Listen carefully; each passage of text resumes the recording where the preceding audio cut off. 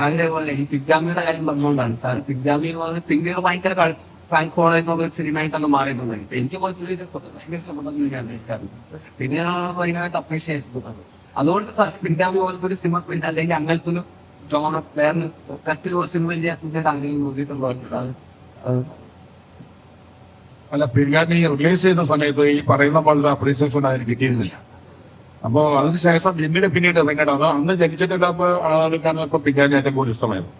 അപ്പൊ അത് ഞാൻ അന്ന് വ്യത്യസ്തമായ ഒരു സിനിമ എന്നുള്ള രീതിയിൽ മേക്കിങ്ങിനൊക്കെ മാറ്റം വരുത്തിയിട്ട് ചെയ്ത് നോക്കിയതാണ്. അന്ന് വേണ്ട വിധത്തിൽ ആളുകൾ അംഗീകരിച്ചില്ല എന്ന് തോന്നിയതുകൊണ്ട് ശരിക്കും പറഞ്ഞാൽ ഒരു ചുടുവെള്ളത്തിൽ വീണപ്പോൾ പൂച്ച പോലെ ചെറുതായി പേടിക്കുന്നു. പക്ഷെ ഇപ്പൊ ഞാൻ ആലോചിക്കുന്നത് പിഗ്ഗാമിയെ പോലെ സിനിമ ചെയ്യാമെന്നുള്ളത് എനിക്ക് സിനിമയിലെ മൊത്തത്തിലേപ്പോൾ അതിലൊരു ഫ്ലേവർ വന്നേക്കാം. ഈ പിൻഗാമിക്ക് പേരെന്നതാണ് പിന്നീടാണ് മനസ്സിലാവുക.